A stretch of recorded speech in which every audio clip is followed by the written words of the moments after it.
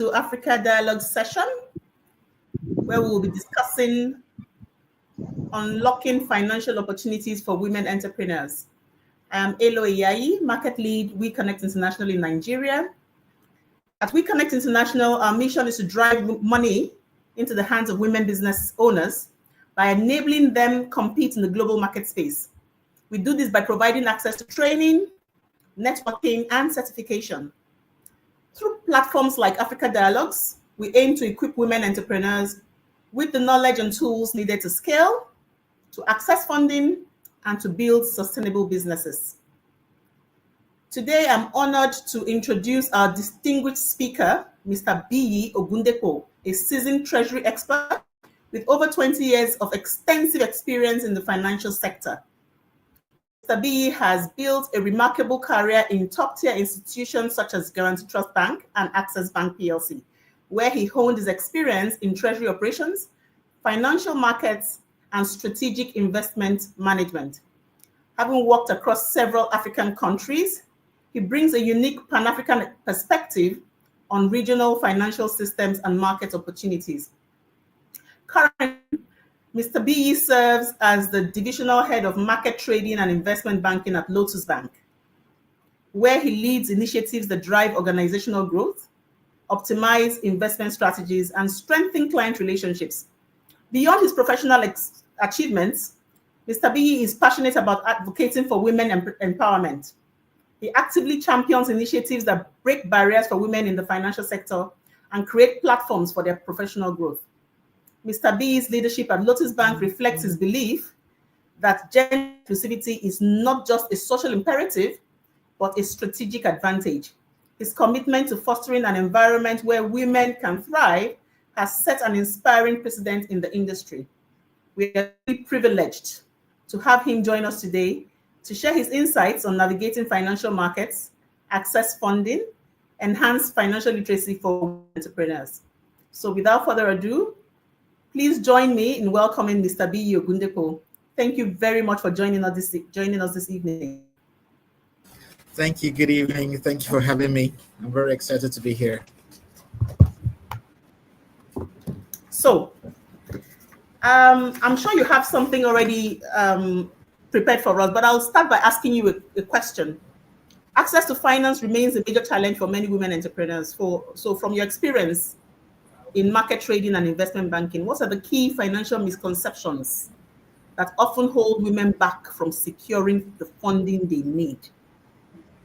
Okay, first and foremost, yes, access to finance is always an issue, but I'd like to even drill a bit further down. It's access to the right type of finance, because a lot of people would think of getting a loan, financing from the bank, but what you're getting, is it the right type for the business model you're operating? So it's not just having access to finance, but make sure the finance you're getting is one that is aligned with your business need, your business requirements, and will not make you burnt out at the end of the day. Because to be honest, managing external financing from banks, from DFIs, can be, even from family sources, can be very, very challenging.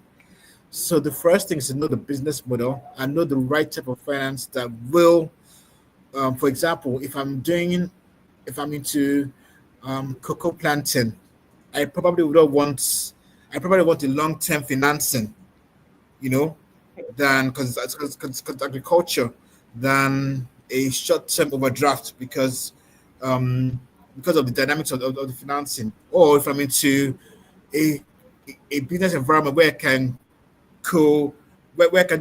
do cluster financing with other similar players, that will now help bring down the cost of funding, the cost of financing, and help me extend the finance I'm getting a bit longer, or even to ask for a moratorium. For example, if I'm importing equipment for agriculture, the equipment doesn't come for another 6-7 months. You don't expect them to start paying the rentals or the interest and principals immediately. That equipment is the economic asset that hasn't yet been utilized. It doesn't generate returns. So you see that it's being able to know the right type of financing, the right model that works for you, and being able to Yes, discuss with your banker, discuss with your financier so that they can advise you properly. So yes, that's what I people now. Okay. So can you talk a little bit more about moratorium? Maybe you can break that down for us. Okay, a moratorium essentially is a grace period. For example, a grace period where I don't have to pay, um, either I don't have to pay the interest or the profit obligation or the principal. I'll give you an example. So let's say you are you are importing your. Let me look for a typical business. You're importing a dredger, for example, from China to help Sunfill the project. Let's say this Lagos Port Harcourt Coastal Road. Okay, the dredger is going to take a bit of time to come from China, and even when it does come, you probably have to assemble. It takes a bit of time. You might not be able to. It might take up to 3 months. However, so that asset has not started creating returns for you, the borrower. So it's expected that, I mean, if the source of finance, if the source of repayment will be from renting of the dredger to other counterparties, I mean, I have to ask for a period because the dredger has to come to Nigeria, it has to be imported, it has to be cleared at the customs and everything. So I can ask for a grace period saying, give me 3 months. I would not have to repay the facility at that time because I might pay the interest or the profit of the rental, but the principal repayment I might not be able to pay because I'm not saying the asset has not started creating returns. So by return is a grace period using finance to allow the borrower not pay either the principal or the interest because the other factors affecting the ability to pay, such as the importation of the equipment, or let's say you're still building the asset or you're assembling the assets that is being financed. Okay. From my experience, a lot of women businesses are in what I may refer to as soft sell. You may correct me if I'm wrong. So a lot of us do simple buying and selling. A lot of us do. So will a woman-owned business that is into importation of, let me say, wares, maybe overalls for factories or maybe boots, will how will this moratorium play in such a person's business? Maybe, for instance, is she can she say, oh, my goods will not arrive yet until April? Or is it only in case of equipments, for instance, that this moratorium, No, this grace period works? it's equally so. The underlying principle about this is this: if you're taking, if you're financing, if the bank's financing an assets, and the asset is going to take a bit of time to come down to Nigeria, or to be assembled, or to be what's the word, be coupled, you know, at that point in time, the asset has not started. You've not started using the asset to generate returns. Even if, for example, if I'm importing boots or products for factories, it's going to take a bit of time. If it's really shipped, maybe Okay. 1 month, 2 months. So I might say, okay, pending when the goods come, and I give to whoever I'm going to sell it to or my off takers. I don't have any cash flow. So it's when the Right. goods come and I started renting it out to the off takers or send to the off takers, I cannot have a cash flow to use to repay. So at that point, I can just offer a window, just a bit. Please understand my transaction dynamics. So it's very Okay. key that any entrepreneur and the bank, I mean, they come to terms with the transaction dynamics of the financing of the facility. I know when the cash flow starts turning out. If you want me to start giving you returns when I haven't created any when the asset is not being used, they're putting me under pressure as the borrower. So especially so we have to both sides have to be open and work together. And the moratorium is it's part of life because we want businesses to succeed. Financing is not just to strangulate businesses. No, it's for the business to succeed because it's an economic activity. Once you succeed, you're going to produce more economic activities, and it goes round for everybody. Okay, we started this So, I mean, conversation it all by depends talking on. Okay, yes, started please. this particular point by talking about the different types. So you said it is not just financing. but the right type of financing. And this is what has The right led us type of to financing. discuss moratorium. Are you able to throw more light on the right type of financing, the kinds of financing that is available to us as So business? let me give an example. Let me give an example.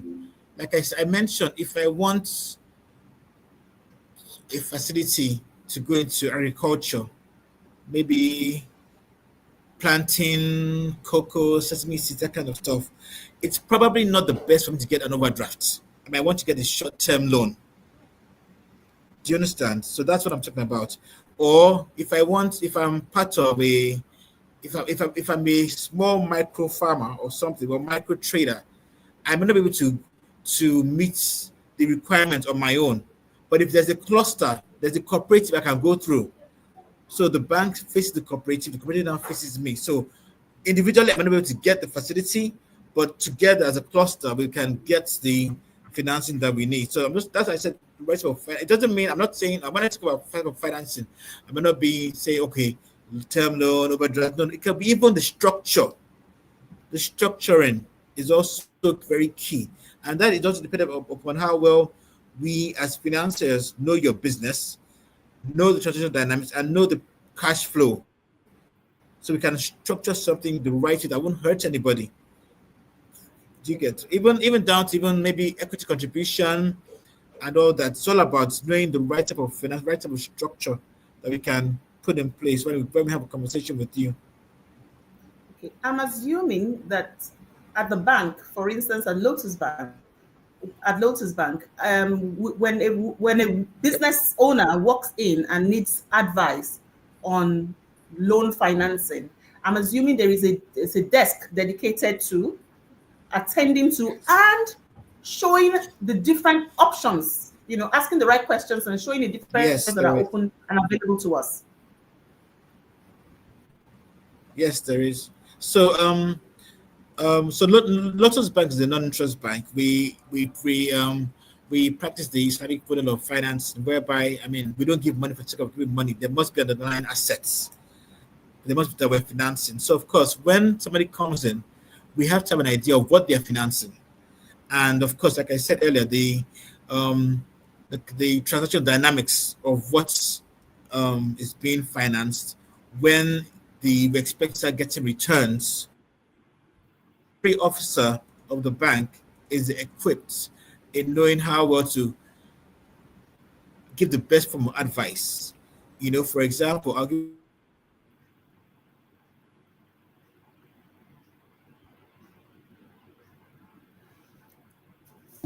Okay, we're having a bit of technical difficulty on Biyi Ogundepo's connection. If you're just joining us, this is Africa Dialogues. In this edition, we are talking about financing, unlocking financing for women-owned businesses. And we're able to find from Mr. Biyi Ogundepo a few minutes ago that it's not just accessing finance, but the right type of finance. Now, Mr. Ogundepo has joined us again. I think you had a bit of connection issues. Please proceed. yes, I had a bit of a connection issue. So as I was saying, yes, at Lotus Bank we do have um, um, people who would advise you, sit down with you. We're a non-interest bank, so we practice the Islamic mode of financing, where every form of financing must have underlying assets, must have something, an economic activity that's being um, produced. So we'll sit down with you, and also we'll also tell you how. For example, we have different products whereby rather than giving you an outright facility, we can say, okay, why don't you lease to own? Why don't you? We can, as a bank, can buy it on your behalf, and you lease it from us. So we have all those kind of facilities, and then we can advise accordingly. Yes, we do.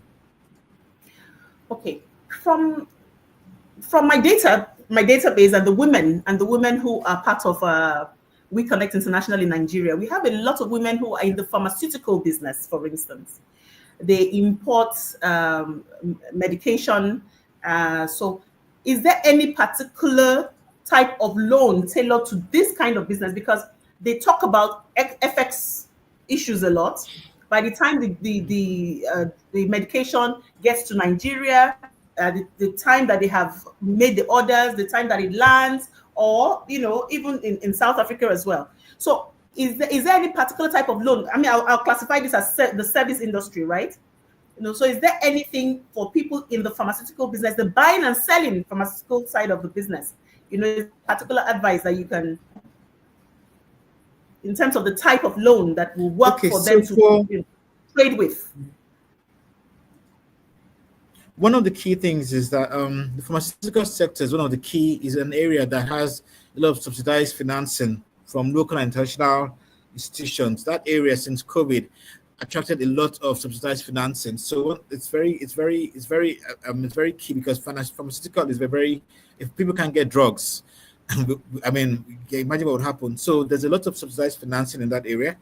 Also, in terms of for those that import drugs, I mean, one of the key things that happened last, at least in 3 months, for example, is that the FX availability has improved tremendously.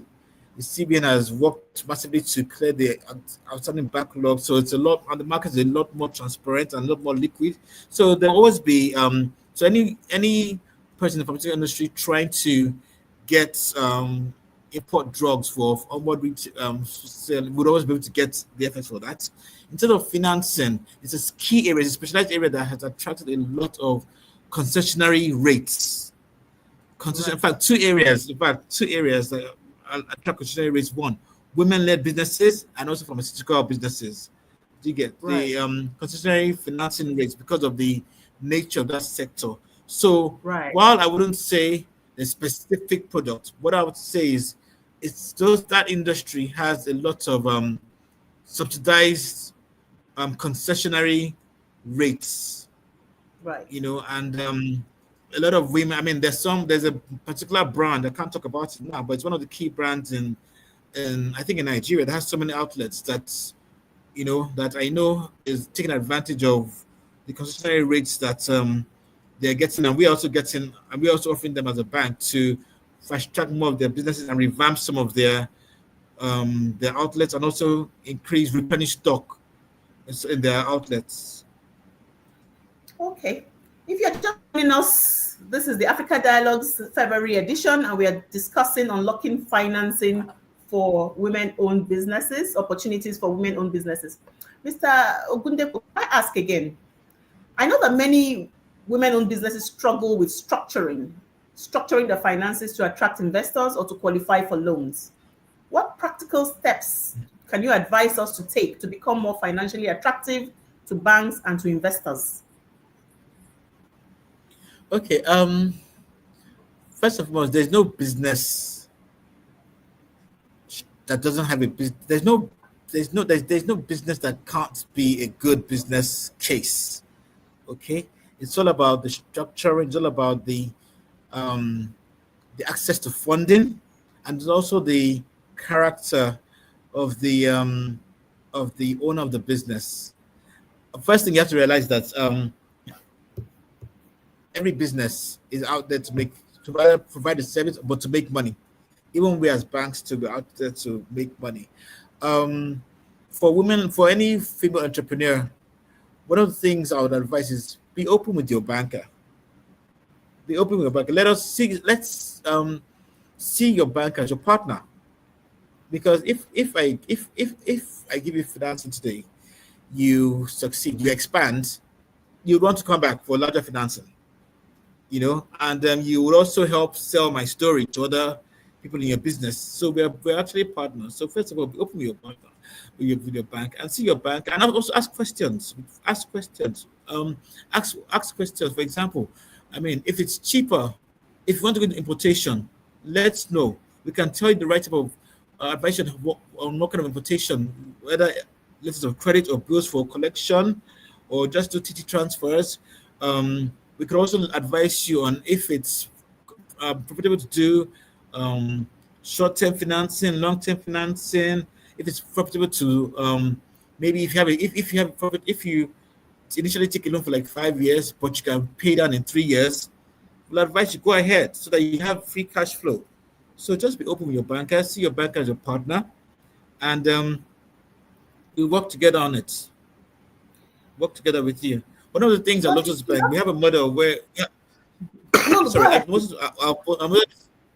at Lotus Bank, our model is to partner, progress, and prosper. Is partner, progress, and prosper. We partner with you, we'll prosper with you, and we'll progress with you, and we'll prosper with you. So that's the model we have, and that's the thought process I want every entrepreneur to see. Partnership. If we partner together, we will progress together, and we'll prosper together. So that's very key. But sometimes even approach the bank in the first place, you need at least one or two documentation or structure, business structure in place to even Yes. approach it all. Can you give So, us a few tips where to even, I so mean, banking is a highly regulated environment. So there's some even right, standard basic procedures that we have to go through, like KYC documentation and everything. Then even in terms of coming towards financing, one of the key areas is to check that you have a clean credit check history, that you don't have any outstanding financing in any other bank. Because the CBN is very keen on ensuring that we have a clean credit structure. So we have to make sure that you don't have any outstanding financing in any other bank, or when it's outstanding, defaults. You can have other facilities in other banks, definitely, but as long as they are being paid and and there's no default. So to make sure there's no default in another bank, um, sometimes a key aspect of one of the or a key fear for most people is always the issue of collateral, which is I mean, some people say, oh, they tell me to bring my house, they tell me to bring my grandmother's blood, that kind of stuff. No, it's not that. Collateral is typically not a main consideration. The main consideration for bankers is the cash flow. I need to see where my money is going to come out from. Do you get, and to make sure that it's a healthy cash flow. I mean, to be honest, for collateral, it's part of the it's not the main thing. For me, the main thing is the character, the cash flow of the individual, and the business case itself. You know, um, when I say character, that also means the like ensuring that the customer has no defaults or delinquent loans somewhere. I also have to have known my customer. That's why we have the KYC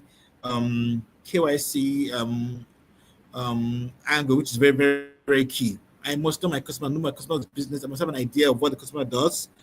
And yes, first, and also one of the things about banking, in fact, not just banking, sometimes the asset and financing might serve as collateral.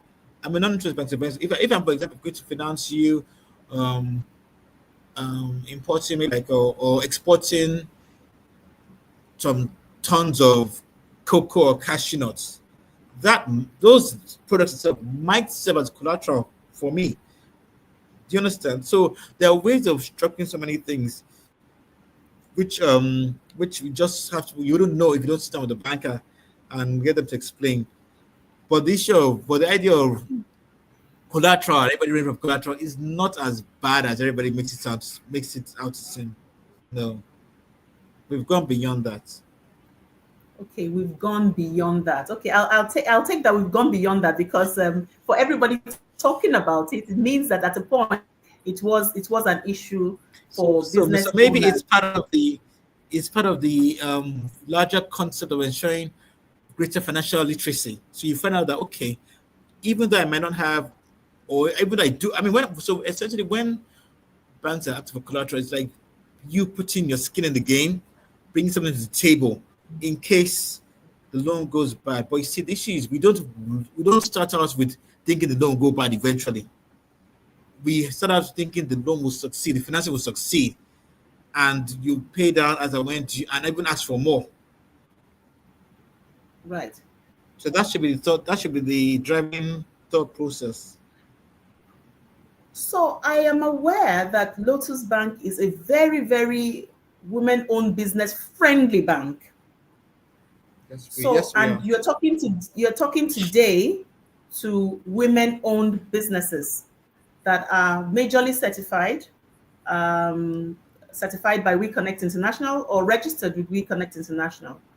Can you say to us or tell us some of the products that are particularly geared towards women-owned businesses and can help and aid their businesses whenever maybe they have a tender that is a little bit, a lot to finance. How does Lotus Bank come in? Okay, so it would be nice. I mean, it's nice to let you know that my Lotus Bank has a very source for women. My managing director, Kafla Tarayo, is a woman. Our chairman is also a woman. We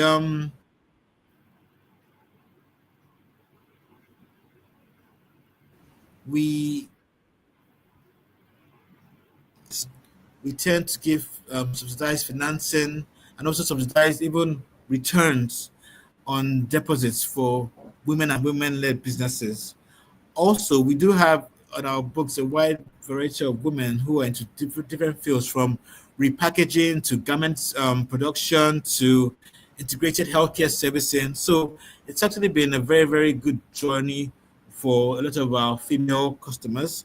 And like we say, I've been telling someone, if I finance a woman, I probably be financing more people.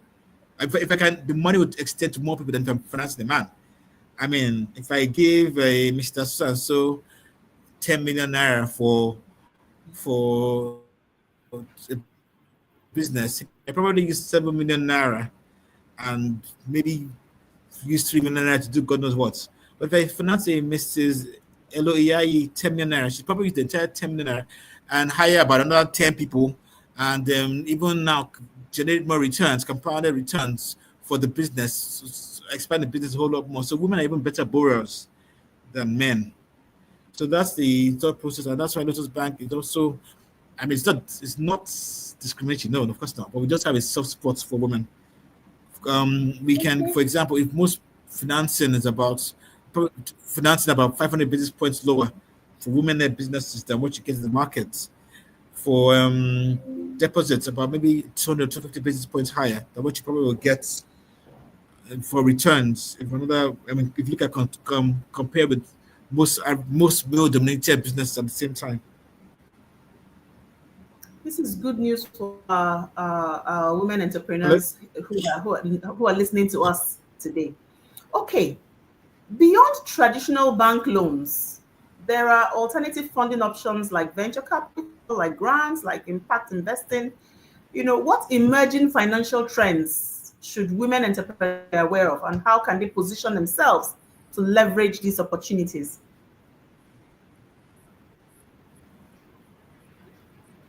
So one of the things that women should realize is this: there's a lot of money out there for women-led businesses. There's a lot of the buzzword, for example, is women. Women. So there's a lot of development financial institutions who have grants for women. A lot of venture capitalists looking for investing in women-led businesses. So the key thing is to be make your business attractive enough. That means that structure. Let's be well-defined business that with structure, with corporate governance, for example. We know the separation of, separate the business from the owner, and make yourself applicable. Get the credit history. One of the things most people like to do: have you taken financing before? Have you borrowed? Have you returned? Have you cleaned out your cycle? So get a good credit history. Like, for example, even with your abroad, once you have a credit card, meaning you've gone through the credit appraisal process, and you've been found what enough to credit to excuse me, to have a credit card, so it helps your credit score. Same thing, get a credit history. So that means you've been assessed by an institution, and you've been found not wanting, and make yourself available. There are many grants available for women. There are many venture capitalists available for women, and it's all about getting the business model right. Also, like I said earlier on you probably you might not be able to access such financing or such grants as an individual entity, but you could go into collaboration, into cooperatives, or to clusters. I'll give an example. So we have the biggest buzz. One of the biggest buzzwords today, or is the not buzzwords. The biggest industries is the textile industry, the Adire industry, for example, Adire and Ankara industry. And I think one of the biggest areas where it's being produced is, I think, Abeokuta or somewhere in Southwest. I know there's a cluster there that was probably just given another about almost $3 million from an international body because they came together to help develop more, produce more fabrics, change the machinery, that kind of stuff. So on your own, on if it was me or Edo on our own, we might probably not be able to have access that much funding, but because they all came together and it's a viable business. I mean, there's truth of the matter is that by tomorrow is Friday, Saturday, Sunday, they're going to be almost 500,000 parties or weddings or funerals in Nigeria. And one common thing is that everybody's going to wear ashwabi. So there's that market there. Do you get? And that market, to be honest, is dominated by women. Selling of all these fabrics and stuff is women. So they came together, the cluster, and they got access to financing. So women can come together in different clusters, any cluster, even down to agro-allied, anything, and create a cluster. I try to apply for all these international grants or funding, or even from banks as well. Yes. Okay, one keyword. And also, hello, can you hear me? We can. Please proceed. No. I was sure you could hear me. Okay, continue, please. Okay, one keyword you have used throughout this discourse is collaboration. Collaboration, so that you can have access to bigger funding. With regards to paperwork and documentation and how a group of women businesses are approaching together, they will have their individual taxation, tax documents, individual corporate entities. Is there something they should look out for? Is there some sort of maybe a memorandum of understanding that has to have happened between the businesses before they can approach the bank as a collaborative effort? Okay, let me give an example. There's an association, for example, female miners, for example. So they're into mining of gold and other precious metals, female metals. You know, so it's a registered association.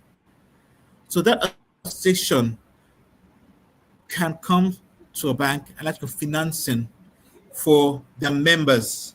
So the bank deals with the association because it's a lot easier to deal with an association than to deal with 1,000 people. Deals with the association. The association is already, I don't know, the association is registered. So the association comes to bring a proposal. Oh, I want to finance my members for equipment, for revamping of their stores, or even for training, that kind of, all those kind of different areas.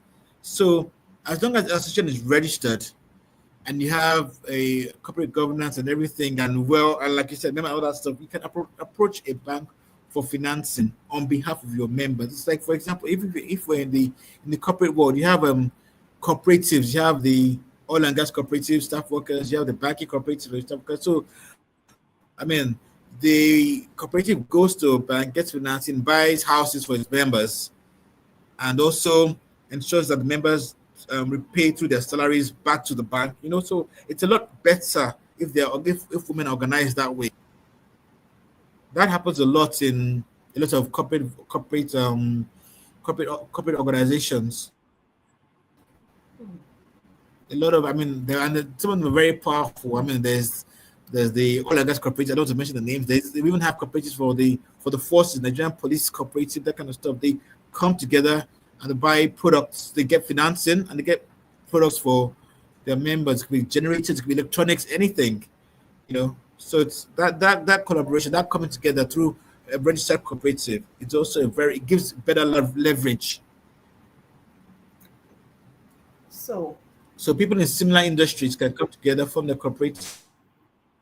Similar industries, similar interests, similar or similar just under yes. Yeah. So like in a situation where it's a one-off to fund a tender, will they need to come under? I'm sorry, I didn't hear what you said. In a situation where it's a one-off to fund a tender, can you hear me now? So in a situation Yes, where yes, yes. it's a one-off and they're coming together to fund a big tender, It's also possible.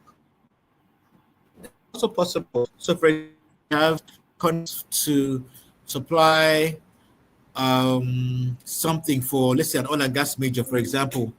I mean, first things first. I mean, it's also possible, especially since if it's a grade A name or a name whereby the contract document is genuine, is confirmed. Because we have, how do I put it? They have a confirmed off taker, or the tender is from a well-known name, for example, and like any of the big oil and gas names, they can come together and approach the bank as I mean, they're jointly coming together as so they're jointly liable for the loan. They can come together and we can still do that as well. It's easy to get funding as well. Okay, fantastic. So the right kind of funding, not just funding, the right type of funding, understand that there are moratoriums and other ways to make the loans easier on us, and collaborate. Mhm. Mr. Ogundepo, can you tell us anything else that you have prepared to talk to this women businesses who are listening to us today? Okay, so I'd like to say first and foremost, um,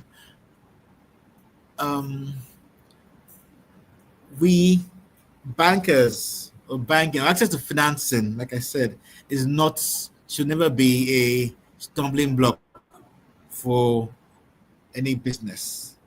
Okay, there are different product types, and LOTUS Bank, for example, like I said, practice the Islamic form of financing, whereby we don't give. First of all, we don't charge, like I said, right type of finance of loans. LOTUS Bank, for example, does not give.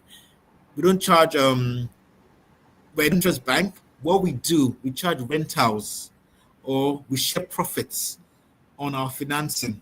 So, for example, if you want to buy um, some products, let's say like let's say fish or oil or something like that, we can partner with you.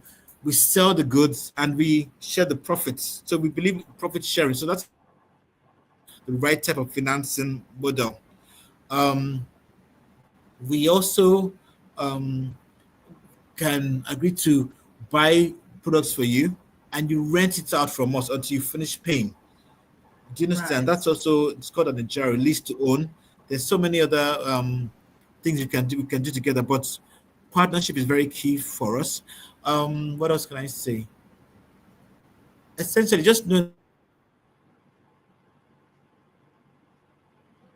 Okay, we're having problems with Mr. Ogundepo's connectivity again, but we're right towards the end of our talk. If you've just joined us, we're talking about accessing finance for women-owned businesses. And Mr. Ogundepo, who was talking to us, is the head of Treasury, Lotus Bank, where he told us different things like the right type of financing, not just finance, the right type of financing, to help us to scale our businesses. I want to thank everyone for joining today's insightful session, Unlocking Financial Opportunities for Women Entrepreneurs. A special appreciation will go to our esteemed speaker, Mr. Biyi Ogundepo, for sharing his expertise on navigating financial markets, funding, and financial literacy. Thank you so much for coming on board today, for honoring our invitation. Mr. Deco is back. I Welcome. was just about to wrap Yes, up. I'm back.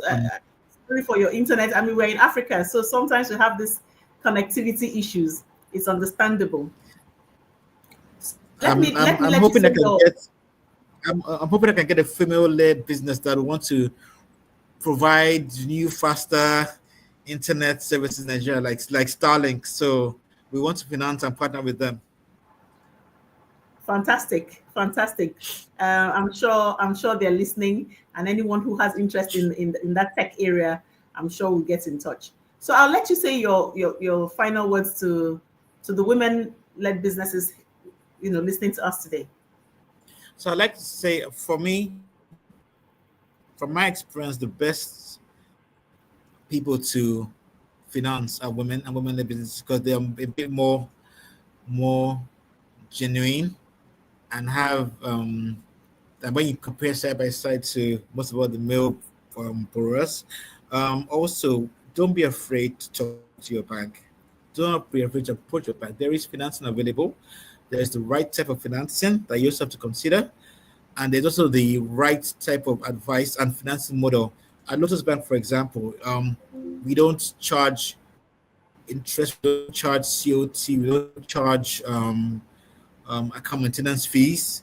So all this even adds up to ensuring that your business even survives a bit more. As in order to get like little two cupboards back in your in your in your space when you don't pay account maintenance fees, no COT, the interest charges, no, we share profits or we do rentals. It's a bit, and with concessional interest rates, so you really are a bit more advantaged than other male borrowers. And then we're at Lotus Bank. We're willing to partner with you. Like I said, we'll partner, we'll progress, and we'll prosper together. And any area, agriculture, manufacturing, production, oil and gas, there are tons of women we've assisted in those areas, and recycling, everything. So we can have a talk. And also, yes, we do and we also do the retail end as well. The bead makers, the artisanal industries as well. Everything we finance everything. We partner with everything.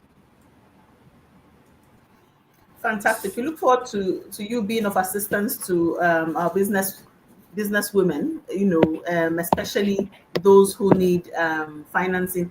I said to you earlier, we have a lot of them in the pharmaceutical sector, and I know that a lot of times they require funding to bring in medication and to expand their businesses. So thank you once again, Mr. Biyi Ogundepo, for sharing your expertise, for being with us, for answering our call. I'm very certain that next time when we reach out to you to give some insights on financial literacy, you would oblige us. As we connect international, our vision is clear. Thank you very much. We are committed to driving money into the hands of women businesses by helping them to compete in the global market space. We achieve this by providing access to network, resources, and opportunities that help women-owned businesses engage with member buyers and key industry players. Through our various programs, we ensure that women-owned businesses not only learn, but build meaningful connections that translate into real business growth. As part of our commitment to ensuring women entrepreneurs, I'm excited to invite you to our upcoming certification clinic, which happens every first and third Friday of the month. It's coming up on Friday, February 21st. This session will take you through the certification process, how it helps you get connected to buyers. If you're considered to get certified, this is a perfect opportunity to gain clarity on the requirements and the benefits. Also, I'll enjoin you to mark your calendars for the Africa Regional Summit, which happens on the 29th and 30th of April in Johannesburg, South Africa. This is Africa's largest inclusive sourcing event, bringing together women-owned businesses, corporate buyers, trade associations, and thought leaders to foster a transformative and environment and drive sustainable growth. This is an event you don't want to miss. For further details or any questions, please feel free to connect with me after this at nigeria@weconnectinternational.org. nigeria@weconnectinternational.org. Once again, thank you for being a part of today's session. I look forward to seeing you at our upcoming events. Let's continue to learn, connect, and grow. Thank you very much.